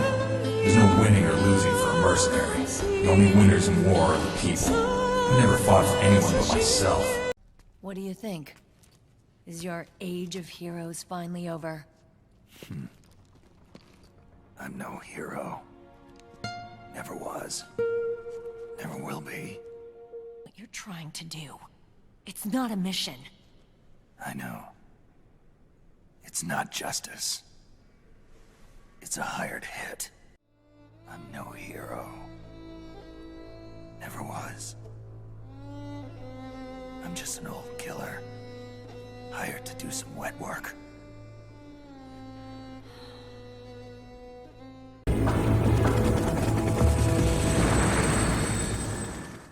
In Metal Gear Solid 2, we get to see more of a vocal point of the unseen shadow organization, the Patriots. Of course, not under control of the will of one man or a several committee, but now under control of itself, with the AI taking a life on of its own. And that's not all with the second-generation nanomachines that was used during the Big Shell incident, which was injected to the body of Raiden, who would successfully carry out a solo infiltration mission into the Big Shell. And these nanomachines were more advanced, giving Raiden the ability to hack into terminals and nodes, and also checking the vital signs of the individual. The number of people with nanomachines implanted had also increased, and almost everyone involved with the Patriots or under their direct control had nanomachines implanted into their bodies, giving Big Brother a whole new way to keep tabs on you.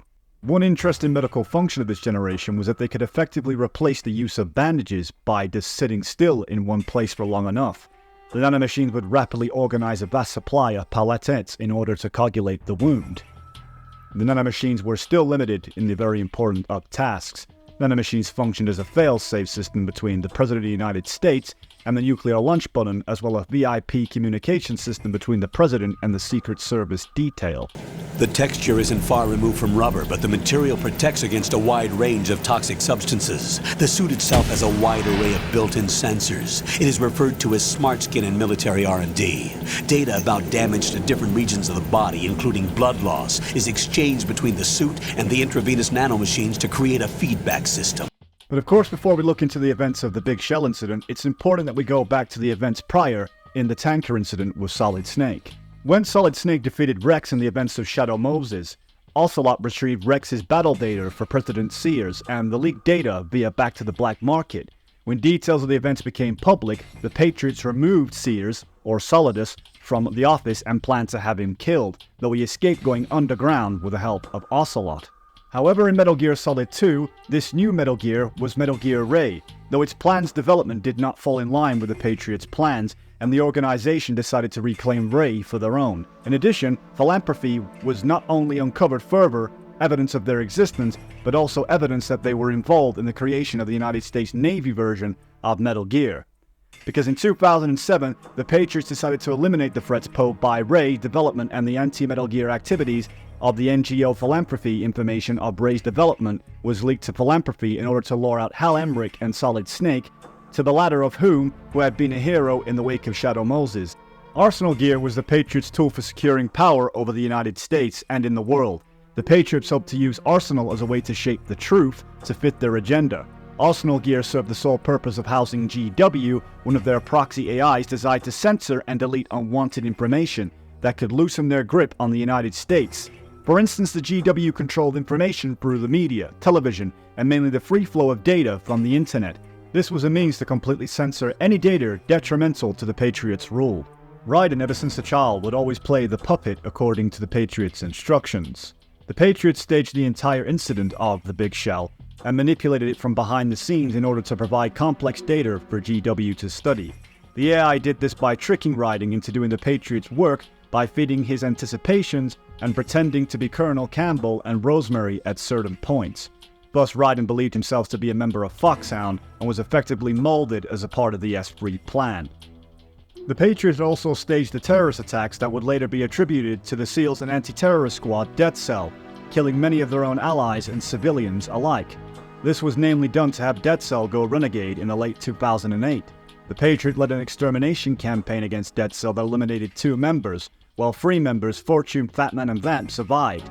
As the Patriots' master plan, they also manipulated the US President James Johnson into defecting to Solidus Snake's Sons of Liberty terrorist group by feeding and denying his ambitions to become a full member of the Patriots. The Patriots' agent Raiden was sent into a test exercise, of course playing his role in recreating the events that happened during Shadow Moses, in a sense trying to shape him into Solid Snake, and in doing so, Raiden undergone plenty of VR training in order to prep him and prepare him for this mission. In a sense, some form of mind control. Aside from the Shadow Moses incident, I believe that Raiden also recreated the incident that happened to the tanker, because as Snake explains to him, not everything that you might have seen happen in the tanker incident was true. I was part of the Army's Force 21 trials. Force 21? That's about tactical IT deployment, right? Any field experience? No, not really. So this is your first. I've had extensive training, the kind that's indistinguishable from the real thing. Like what? Sneaking mission 60, weapons 80, advanced... VR, huh? You're familiar with the Shadow Moses incident? You know I covered it in VR. I've completed 300 missions in VR. I feel like some kind of legendary mercenary. I've gone through VR training of the tanker mission before. Yeah? Well, I doubt it accurately simulates the events of that mission. So you're saying that VR training is some kind of mind control? So Raiden was obviously prepped for the Patriots' control of the entire Big Shell situation. Do you think really that the VR missions that we were playing are just some special bonuses and features? Of course not. They was there to prepare us for the mission that had been planned for us in the Big Shell the entirety of this time. The amusing thing is that the Patriots have played everybody like a fiddle. They recruited Fat Man to become a plat test to Raiden's progress. although they weren't able to convince him easily, eventually necessitating to the arrangement of Peter Stiltman to be coaxed out of retirement in order for using Fat Man to get his revenge against his former mentor. If one thing is clear, it wasn't just Raiden who had the diminished sense of reality, it was us as the player. Because at the beginning of Metal Gear Solid 2, we convinced ourselves we was playing as Solid Snake, even though signs were pointing to the fact that we wasn't, such as Raiden's voice that gave him away. But we still had doublethink and believed anyway. That's the beauty of Hideo Kojima's work. So what does this mean for the real world? Of course, we all know that virtual reality is a big thing, and we all experience it every day in our lives. Aside from wearing a headset, we play it through video games. But of course, what does it do? What impact does it have? Well, all of you might remember that a long time ago that FPS games, as popular as they were in the height of their peak, had a lot of people convinced that they wanted to join the military. The cool missions, the extravagant stories, the kill streaks, the perks, the 360 no-scopes, all the diminished sense of reality of what actual war is. In a sense, Metal Gear Solid foreshadows a warning that tries to tell us that war isn't as beautiful and as shiny as we think it is. You don't get injured in VR, do you? Every year, a few soldiers die in field exercises. There's pain sensation in VR and even a sense of reality and urgency. The only difference is it isn't actually happening. That's the way they want you to think, to remove you from the fear that goes with battle situations. War is a video game. What better way to raise the ultimate soldier? Nowadays, anyone with a computer can get combat training. The FPS games that these children love are distributed for free by these companies. Of course, it's all just virtual training. It's so easy for them to get absorbed by these war games. And before they know it, they're in the PMCs holding real guns. These kids end up fighting in proxy wars that have nothing to do with their own lives. They think it's cool to fight like this. Aside from the world powers that be, such as the Patriots orchestrating events, one of those things would be telling lies through the media, such as the case with Dead Cell in terms of Fortune, and Dead Cell would be blamed for the murder of civilians.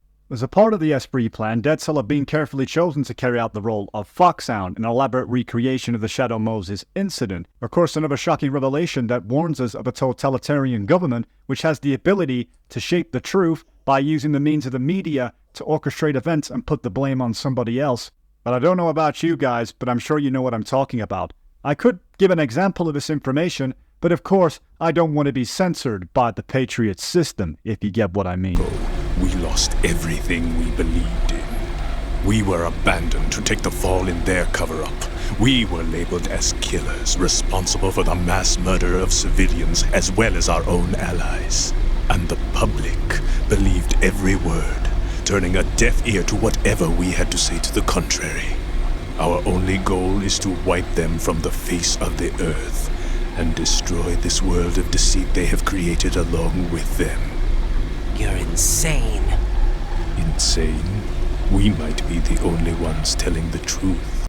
And of course, Emma Emmerich was a pawn of the Patriots, as Emma Emmerich designed the worm cluster on the orders of the Patriots as a safeguard in case GW fell into the wrong hands. The Patriots also secretly added in a program that would erase the identities of the Wise Man's Committee.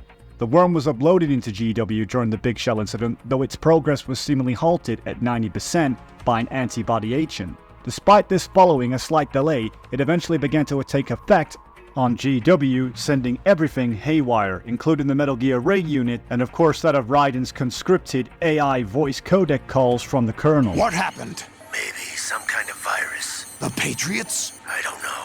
Ocelot, what have you been up to? It's too late. Arsenal's system control is going haywire. It's on an emergency ascent course.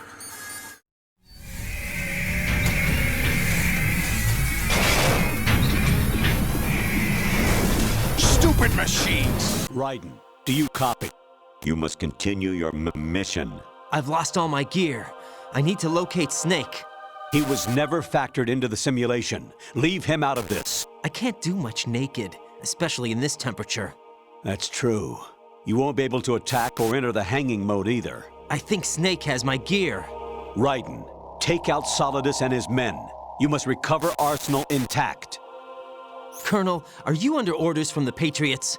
Your role, that is, mission, is to infiltrate the structure and disarm the terrorists. My role? Why do you keep saying that?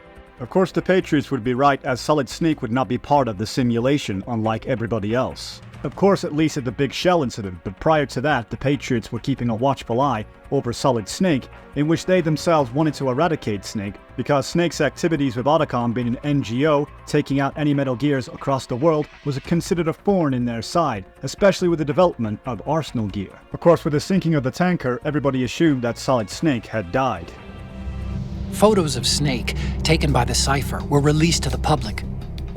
In turn, we became the world's most wanted environmental terrorists. It was definitely a move aimed at putting a stop to our anti-Metal Gear activities. But why did they choose Snake? Since the Shadow Moses incident, Snake became sort of a hero. I think the Patriots weren't too happy about that. You knew about the Patriots? Well, yes, to a certain degree. It seems like everyone knows about them except me. They didn't choose Snake to be a hero. So they decided to do a smear campaign. I think the Patriots wanted to make an example of him, so everybody would think twice before opposing them. Later, Snake would chase after Liquid Ocelot, who intentionally caused Arsenal gear itself to crash into Manhattan, so that he could later recover the damaged AI on the board. After the crash that Liquid had caused in Lower Manhattan, Raiden was contacted by another AI speaking in the voice of Campbell and Rose. Unlike GW's more mission-based tone, this AI spoke of an almost unworldly presence with a condescending tone to the human race in general.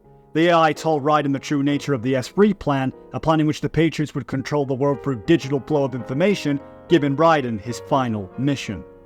But of course, before Raiden would complete his final mission, the Patriots had some worrying truths about our today's society in the modern world. Don't you know that our plans have your interests, not ours, in mind? What? Jack, listen carefully, like a good boy. The mapping of the human genome was completed early this century.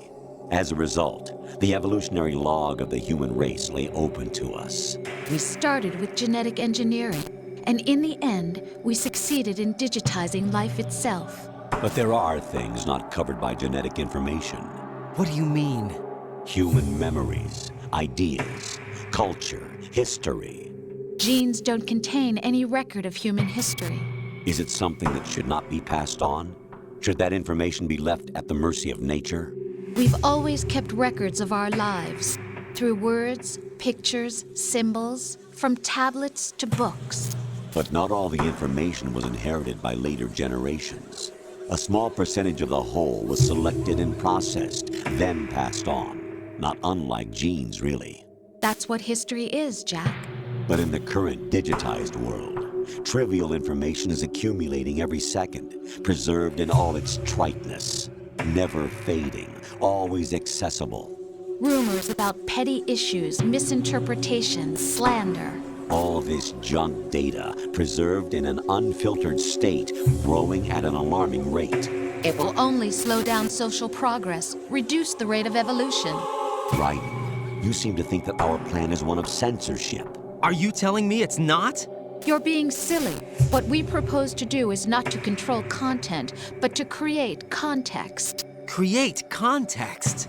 The digital society furthers human flaws and selectively rewards development of convenient half-truths. Just look at the strange juxtapositions of morality around you. Billions spent on new weapons in order to humanely murder other humans. Rights of criminals are given more respect than the privacy of their victims. Although there are people suffering in poverty, huge donations are made to protect endangered species. Everyone grows up being told the same thing. Be nice to other people. But beat out the competition. You're special. Believe in yourself and you will succeed. But it's obvious from the start that only a few can succeed. You exercise your right to freedom, and this is the result. All rhetoric to avoid conflict and protect each other from hurt. The untested truths, spun by different interests, continue to churn and accumulate in the sandbox of political correctness and value systems. Everyone withdraws into their own small gated community, afraid of a larger forum. They stay inside their little ponds, leaking whatever truth suits them into the growing cesspool of society at large. Damn the Patriots!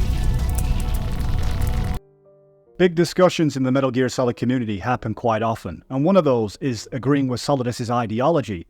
Yes, the Patriots wish to control the context and ensuring that we have the constructed reality that they have made.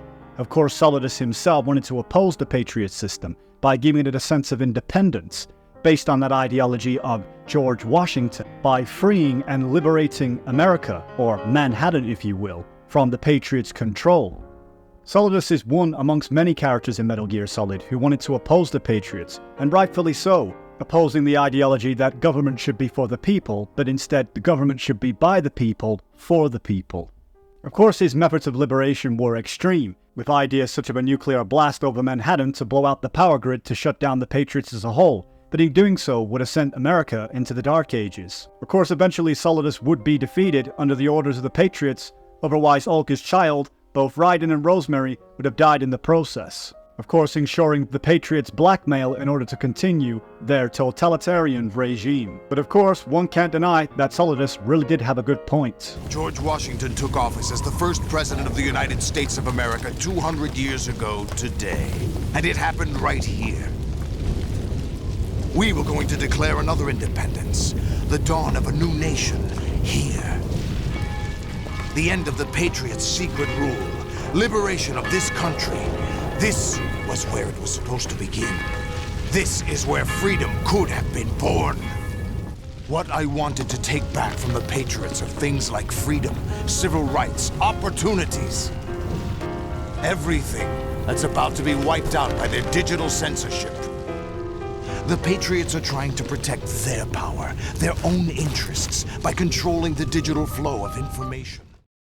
With the war economy, originally Zero had commissioned the creation of the Patriots' AIs because he had become skeptical that his human subordinates would be able to successfully carry out his will. However, the synthetic nature of the system meant that it was necessary for the instructions provided by it to be carried out by humans. When Zero's will was put in the hands of others, it began to decay over time and deviate completely from what it once was. At an unknown point in the proxy AIs also underwent a mutation that gave them a will of their own and enabled them to decide on a better way to accomplish their goals. War. They created the war economy and started a battlefield revolution similar to the industrial and digital revolutions that was described as a new world without ideology, principles or ideals, not even the thing the boss treasured the most, loyalty. It was a colossal error in judgment, one Zero couldn't possibly have foreseen. To control the flow of information that would control the economy by influencing the outcome of these wars through the Sons of the Patriot system, SOP, which would also allow them to control individual people. The Patriots plan to extend their control down to the civilian level, actively controlling and censoring people through nanomachines.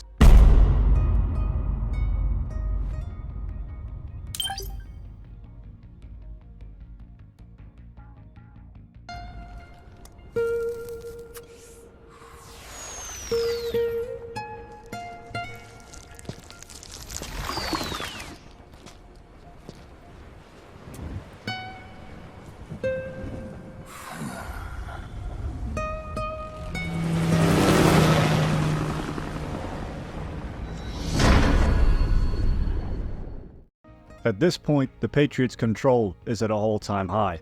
There's nothing that they don't control. They control everything down to the human individual level, aside from the economy and the entire system itself. At this stage in Metal Gear Solid 4, we get a good idea on how much the Patriots' influence has grown and power over the entire timeline of Metal Gear Solid. With the AI adapting the war economy ideology, like that of Big Boss, war is a business, the war economy, also known as the war industry, was an economical global structure that emerged in the 2010s during the turn of the war. In a lucrative business state, economies became solely dependent on war with an immediate need for private military companies, PMCs. With the AI taking a life of its own, promoting war in every aspect and every way, with soldiers fighting in every different districts whenever they're needed, just like Big Boss's PMC unit, the Military Sans Frontières, and Diamond Dogs, and Outer Heaven as such. One thing that can go overlooked in Metal Gear Solid 4 is the very beginning advertisements that we see, which just seem to have impacted the civilian level of life, which seems to be that every single advert is based around some kind of war economy, some way of promoting war. And in these advertisements, it's evident that people have become accustomed to this rhetoric.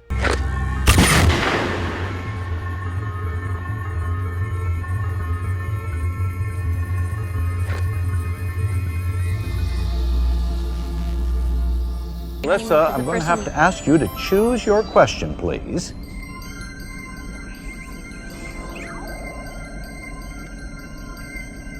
Business of war. Business of war.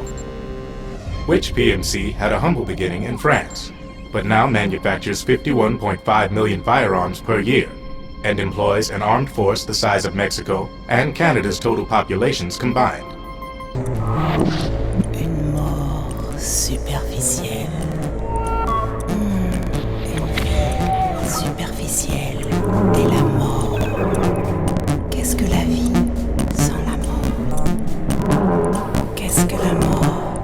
Une vie ennuyeuse. La vie est surfaite.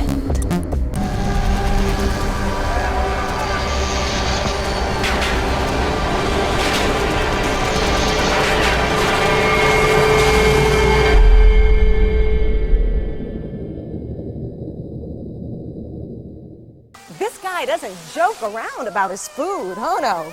He is dead serious. And I'm sure it tastes delicious. It certainly smells fantastic. You gotta be good to your body, you know? Loyal to your body. Scum who wishes they didn't try. Wakey, wakey. Praying mantis unmanned surveillance systems. They're just a few examples of the advertisements that are in Metal Gear Solid 4 to show how dystopian the world has become and how war-minded everything is. With all them PMCs you've just seen there, Liquid Ocelot would get them under his control, establishing his own outer heaven. Of course, this would bring around the new generation of nanomachines, which are the third generation. AT Security would succeed in making nanomachines even more complex and widely used. The range of the users extended including regular armies of allied powers such as the US military, as well as PMC soldiers and public organizations such as police agencies. Nanomachines in which in the past designed to control and manage an individual body were now used as a tool to control a group in nanomachines used in military battlefield control system Sons of the Patriots. The user ID is embedded, which in turn was used to perform ID authorization system managed firearms and other such devices. Nanomachines keep track of the soldiers and their real-time personal data 24 hours a day. They monitor each man's position, movement speed, reserve ammo, firing accuracy, wounds, rations, water intake and supply, sweat secreted, heart rate, blood pressure and sugar levels, oxygen. All the data gathered on body condition, on sensory organ data showing pain and fear, data on every internal response within the body. All of it is collected by an AI at the system's core. This data is monitored at HQ to enable command to make quicker, more precise, more rational decisions. It also enables crisis management for each individual soldier. It's being used by the US military, by state armies in allied countries, by PMCs. Anyway, Liquid would have had to register as a PMC in the system to assemble an army that massive. His PMCs might even exceed the US military in terms of numbers, but as long as they're registered, their soldiers' activities are constantly being monitored. So long as the US responds immediately when Liquid makes his move, we can take them down by force. And once again, Metal Gear Solid has warned us all, signed a warning, if you will. Because this is reality that is happening, is not too far from the likes of the reality we're living in. With China building an all-seeing surveillance state, with an ambitious plan to track and monitor everyone by using facial recognition systems that can target individual people and pull up entire profiles of where that person lives, where they work, and what they do, and if they're wanted by the authorities. It's so accurate of a system that in fact even in a large crowd of people, it can still pick out certain individuals it wants to by literally zooming in on the face and instantly taking it into a database that will have all your information. If it doesn't get any more dystopian and totalitarian than this, then I don't know what will convince you. Whilst this technology doesn't control people like Metal Gear Solid's nanomachines, it's still quite concerning to think that people are easily compliant with these kind of systems that are in place. It can all tie in with a social credit system too that they have in China, that can revoke certain privileges such as public transport Restaurants, cinemas, you name it. If it has to remind you of anything, it's just exactly like Metal Gear Solid 4 with the ID gun control. And what's not to say that the powers that be won't take you to the next level? One can imagine how scary the world is going to become. People are so easily compliant to these systems and norms that they're asking for their own enslavement. It's a good job that in certain nations we have privileges such as democracy, or a supposed democracy, because if I was in a country such as China, I'd be censored and questioned by the authorities. The Rat Patrol were assigned to Solid Snake's contacts in the Middle East, unaware that they've been enlisted by the Patriots themselves in order to eliminate the threat Liquid Ocelot posed to them. The abbreviated name of Rat Patrol 01 was actually an anagram for Patriot. You already can see the level of advancement of what the third generation of nanomachines bring to the table, including the military prowess of the Rat Patrol's team itself, reacting in quick succession to take out the likes of the frogs.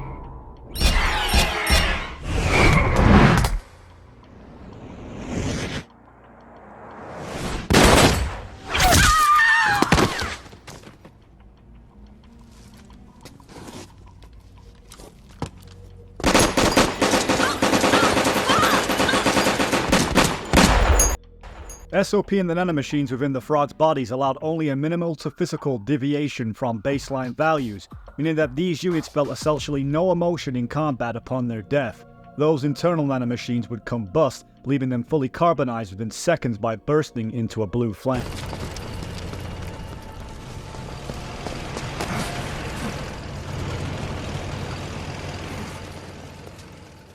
With Ocelot's insurrection against the Patriots, he'd be aided by his Lieutenant Vamp and the members of the Beauty and the Beast unit. Ocelot, until now commanding a majority of the world's armed forces, was a few steps away from annihilating the Patriots completely. Of course, Ocelot needed to hack into the SOP system, and in doing so required the genetic code of Big Boss, which was the key to obtaining access. Unable to procure the first original, the genetic code of Liquid Snake was used for the first test, with the repaired GWAI acting as a conduit. However, the test failed, rendering Liquid's forces in the Middle East powerless, although he was satisfied by the ease which he'd freed his soldiers from the system. Activate it.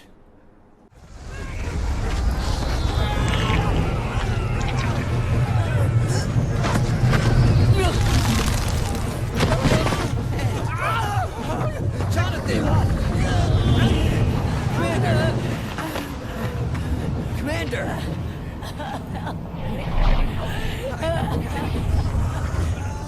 Rejoice!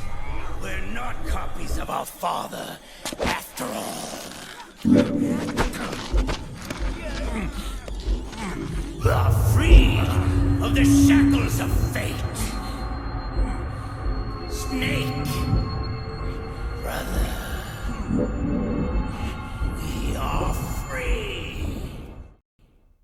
With this being the first wave of Ocelot hacking into the system, we can already see the immense power that the Patriots willed. Of course, everybody was convulsing on the floor because of their nanomachines going out of control. The only person really who had any sense about him was the likes of Johnny, who was considered the fool who shits his pants, but in reality, this guy was more human than anybody else. He didn't have no nanomachines whatsoever, so therefore you could say that he had his free will, which is based as fuck because he doesn't want to join a part of the system that is clearly putting you under control.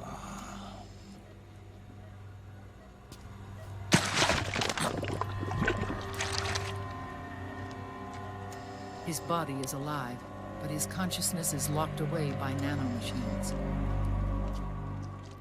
Having originally intended to remove the SOP system altogether, the results of his final test caused Liquid to alter his plans. Instead, seeking to take control of SOP itself, the second test was to use Snake's DNA in South America, but this also failed, reducing Liquid's soldiers to a zombie-like state, as well as completely unsalvageable. Realizing afterwards that he couldn't hope to access the SOP itself, he decided alongside Vamp that he had no choice but to find Big Boss's remains, or at least something genetically identical. After stealing Big Boss's genetic code from Big Mama, which was the body of Solidus, who shared the same genetic code of Big Boss, Ocelot finally succeeded in entering the Patriots' AI network via GW and took control of the SOP, calling this plan the Guns of the Patriots. He disabled every SOP-controlled weapon in the world, leaving the vast majority of the militaries totally helpless. With an impressive vast display, of complete control of the Patriots system, which would give us a vast display of the level of power he wielded in one of the greatest cutscenes within Metal Gear Solid.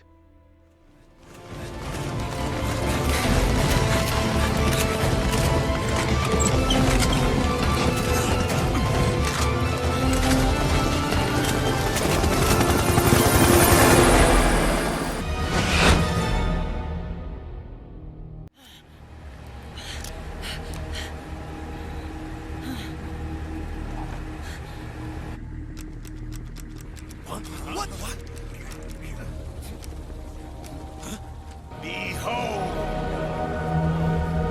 Guns of the Patriots! Bang! Bang!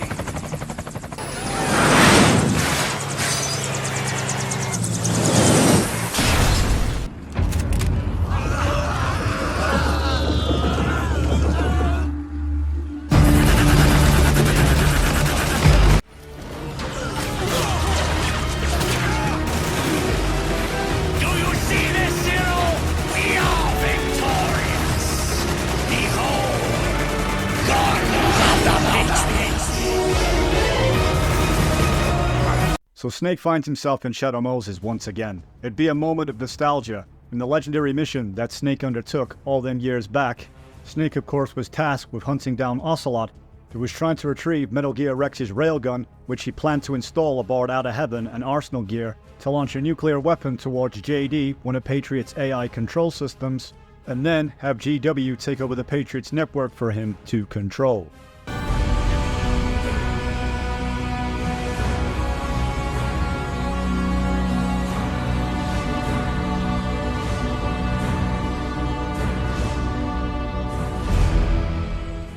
So the moment of truth was here. Snake's final infiltration mission in Outer Heaven once again, with the whole world at stake, already plunged into chaos and darkness and complete utter totalitarian control. At this moment in time, a lot was at stake. With this mission no longer being about a solo sneaking mission, Snake would have a few friends alongside him to help him carry out such mission. There's quite a lot of video game communities out there, and none quite like Metal Gear Solid, a game that is years old and is still talked about to this day, as people still have their opinions on what they believe is right and wrong. One of those is Metal Gear Solid 4 should have never even existed according to some people. Some people disappointed with the game, saying that it is unnecessary that they had this game even made. But I say you're wrong. If anything, this game was a great way to finally end the franchise as a whole. And in this video, I hope I've tried to prove that by showing how everything comes together full circle, really nicely, and really does just wrap up the ultimate storytelling experience that it eventually conclude in Metal Gear Solid 4. And aside from the gameplay, which was brilliant, the storytelling in itself was fantastic. Each character of their own had an interesting story behind them, some both tragic, some happy, some sad, and some joyful. Whatever it was, Metal Gear Solid captured those moments of emotion and had us feeling all kinds of way. One of us is enough. My body is a machine. I can take it. Your body may be a machine, but your heart is human. You've got a life to go back to. She means nothing to me now. Raiden, look at me.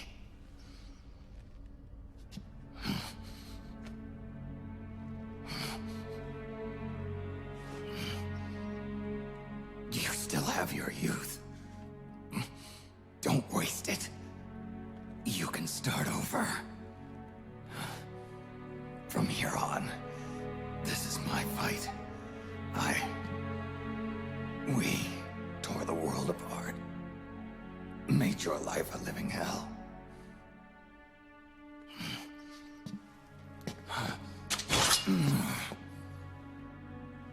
It's my duty to put an end to all of this.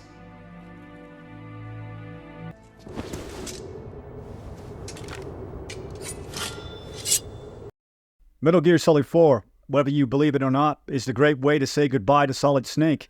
A true legendary hero, and why he's above and beyond every character within the game. Metal Gear Solid 2 was slightly disappointing in the fact that we couldn't play as Snake.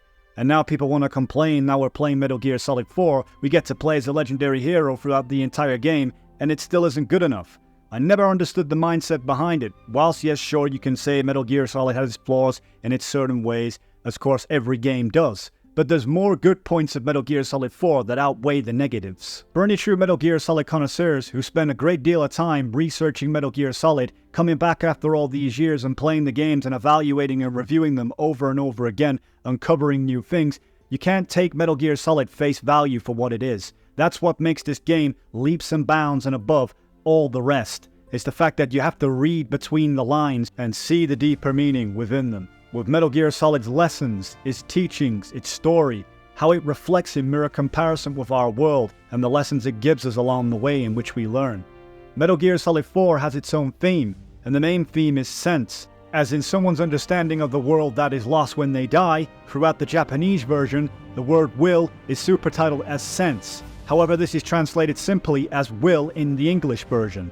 This theme is prominent throughout the game, from Snake's attempt to understand Naomi's intentions to the misguided attempts of Zero, Big Boss to follow the boss's will, and JD to follow his. In all of these cases, the individual's original intent and sense of the world is questioned and unclear, and seemingly is deliberately left for the audience to answer. And if you ask me personally, I think this game is about Solid Snake's will. The will to continue even in hard times when the world seems like it's going to end, or the world in itself is a dystopian mess. And the fact that you can still pull through, no matter how bad it seems, to make the world a better place. A world without armies, without borders. A world without information and genetic control. A world without totalitarian government, right and left-wing politics, evil corporations. Basically, to leave the world as it is. In a sense, to let the world be. To say that Metal Gear Solid 4 was a mistake is utter nonsense, with all due respect.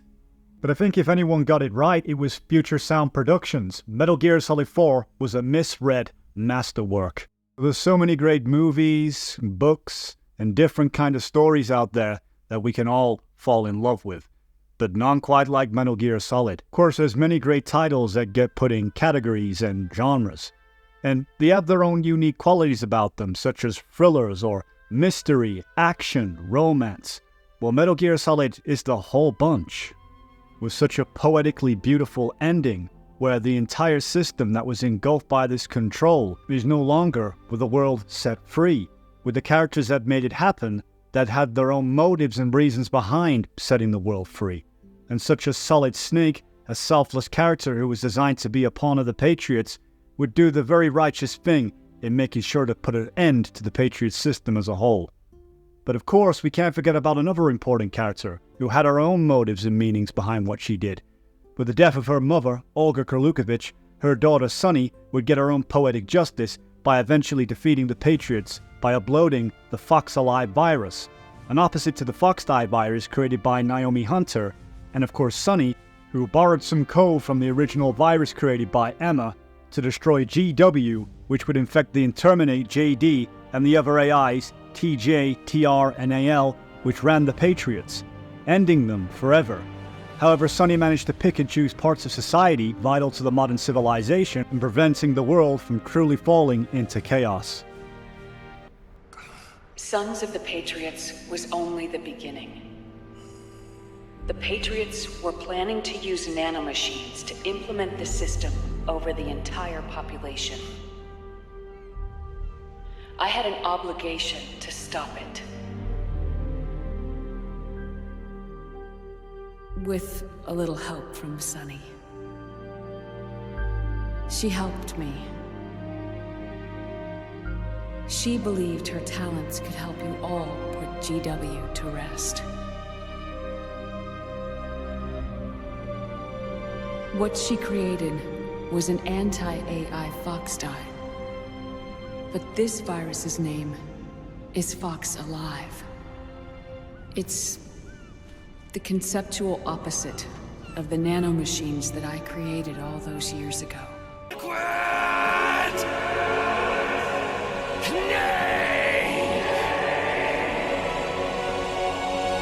With the Patriot system finally destroyed, there was only one more score that Snake needed to settle, and that was to fight Ocelot. One character such as Ocelot, who has been through the entirety of the Metal Gear Solid franchise and has made it as great as it is.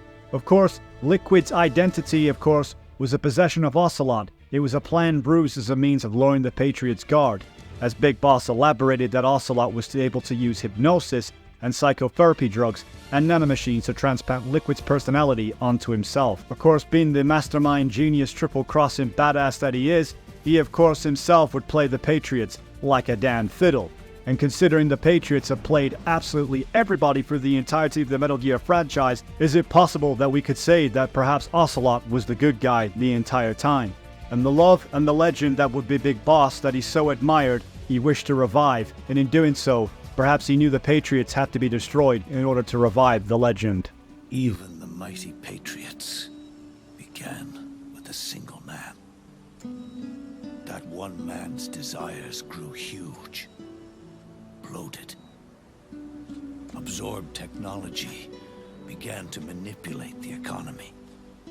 We realized too late that we had created a beast. We had helped turn 0 into 100. His sin was ours. And for that reason, I'm taking it upon myself to send 0 back to nothing.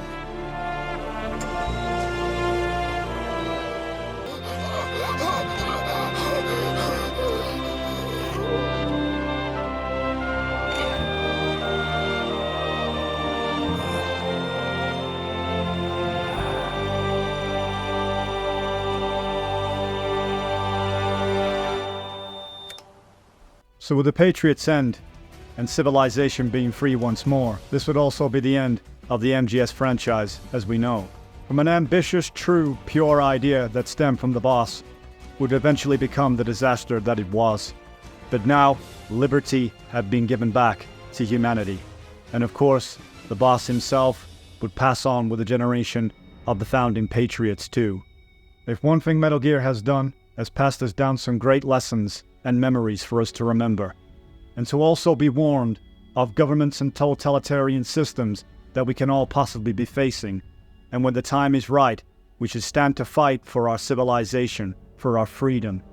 Well, some may say they were disappointed they didn't see much of 0 throughout the game, but I think that adds to the appeal of the mystery organization that was the Patriot system, which is now over and done. Thank you for joining me. This has been The Voice Box, and thank you for watching. Peace.